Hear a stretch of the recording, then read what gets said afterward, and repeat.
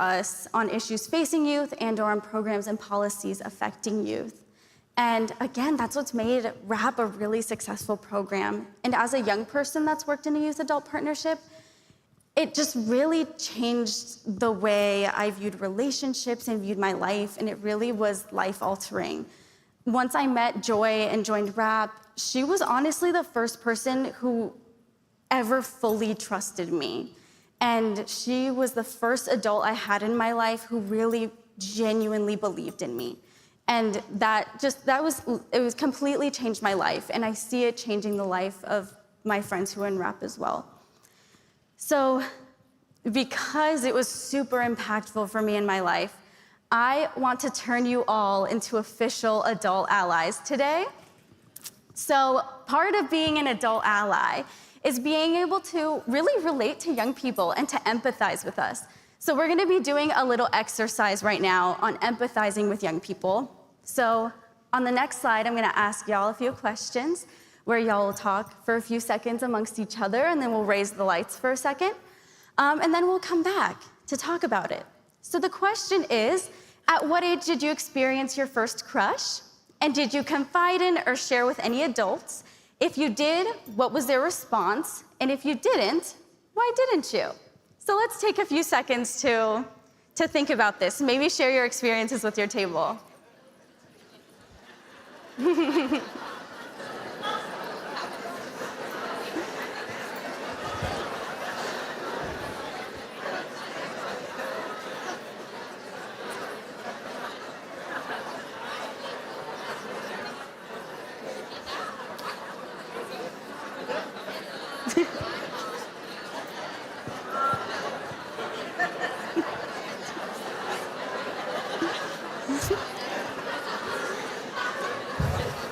All right, y'all, we're gonna come back. Oop. Oop. All right, y'all, I know it's exciting to talk about who we like. I only got 15 minutes up here though, y'all. Okay, all right.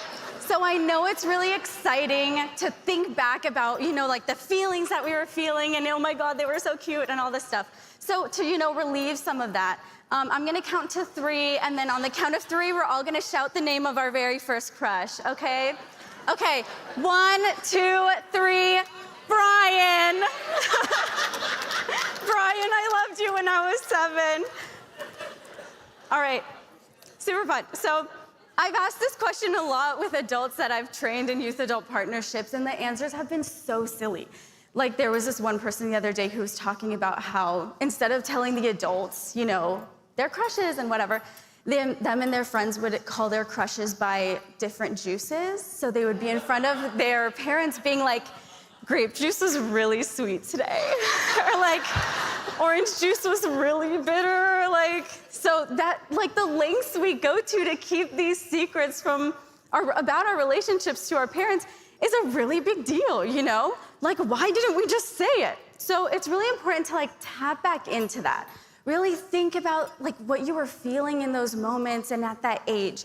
And think about the messages that you're receiving from the adults in your life. Whether that be about relationships, about gender, about sexuality, about race, and how did that impact you? So how were you feeling at that time? Really think back to that.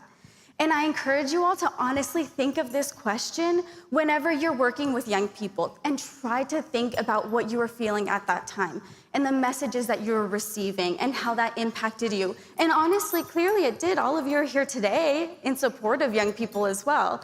So it's really important for you to be able to tap back into that because you were all young people at one point. So again, it's really important to be able to support young people. And if you're not working with young people today, I'm sure you will at one point. So we're gonna be talking about the ladder of youth participation. So the ladder of youth participation is basically how young people can interact in youth-adult partnerships. So the bottom little tiers are non-participation and the top ones are degrees of participation. So we always wanna be towards the top. So the bottom ones would be anything from tokenism to manipulation. The middle one, the assigned but informed one, this is what I see a lot of organizations do, where they have a youth leadership team, and they're like, yeah, like we're such good youth adult partners, da da da. And then I'm like, great, what does your youth leadership team do? And they're like,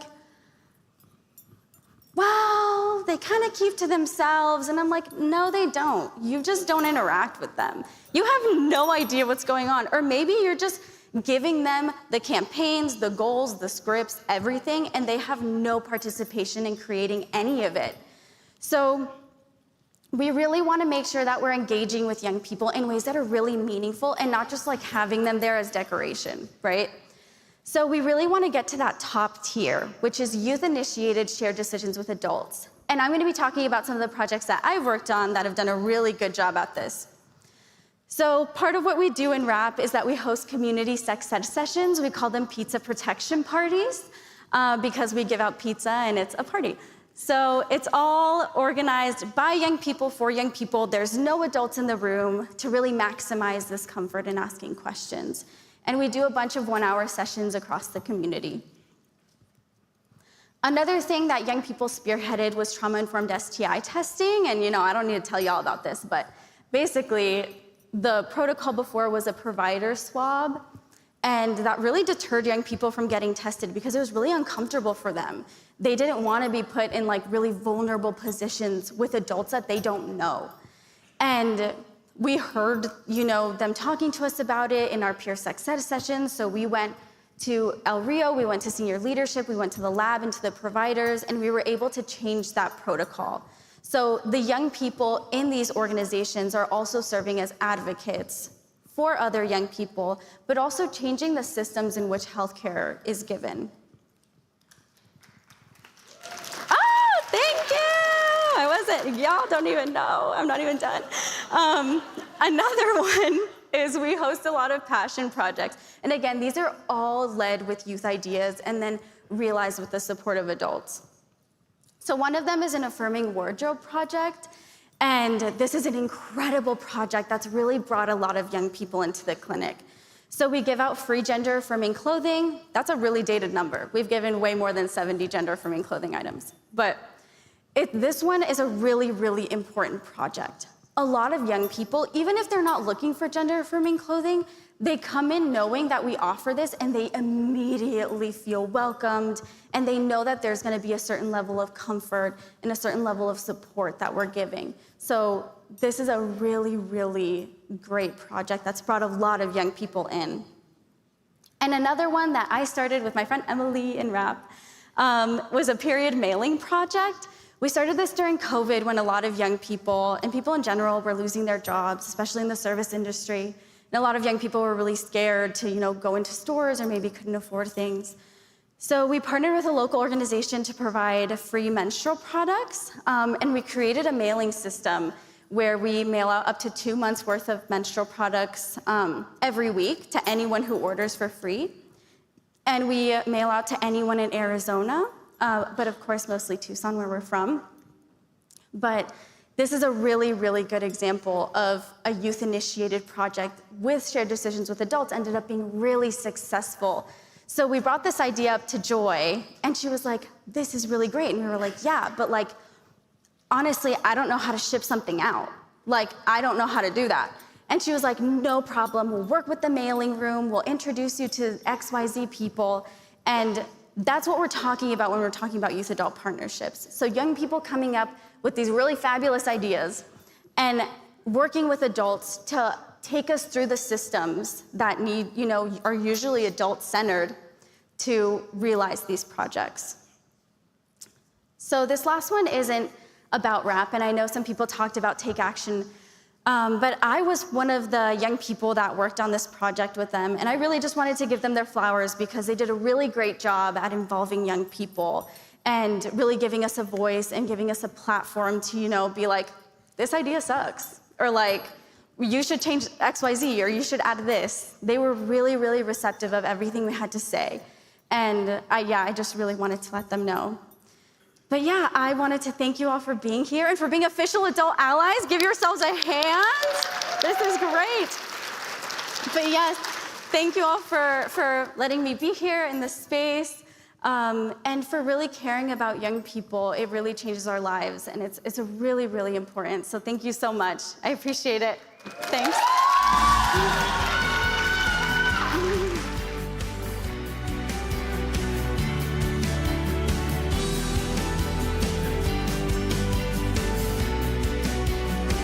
Please welcome back to the stage NCSD Executive Director David Harvey.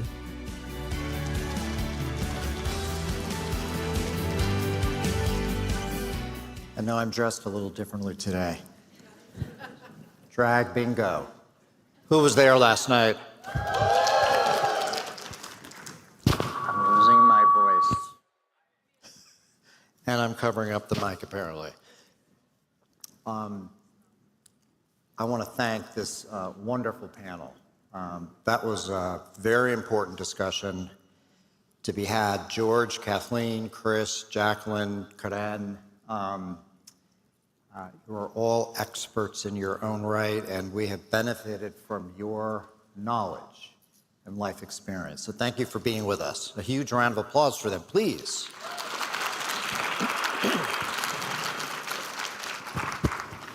Bear with my voice. Many of you know Christy Altador from our team. Christy organized this plenary. A huge thank you to Christy.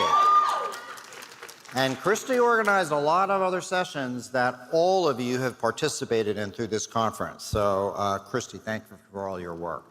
I think you all know I have the privilege of working with the most talented group of people I could ever imagine in my what is now a long career, because I'm old. But the team that works at NCSD, every single one of them is just fantastic. So thank you, team, for all the work that you did to put this conference on. This conference is not over, though, so I'm not going to get ahead of myself.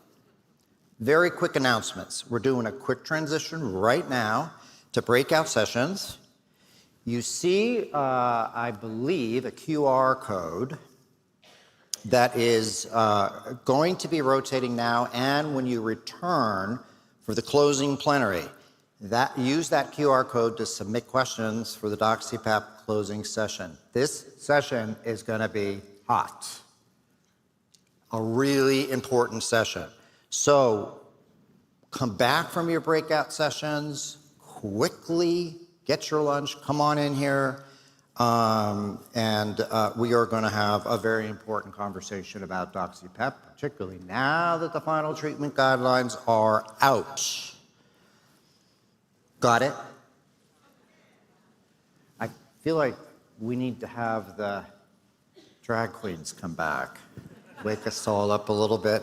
I was up a little bit too late last night, and I'm a little tired. Thank you all very much. We're going to see you back here shortly.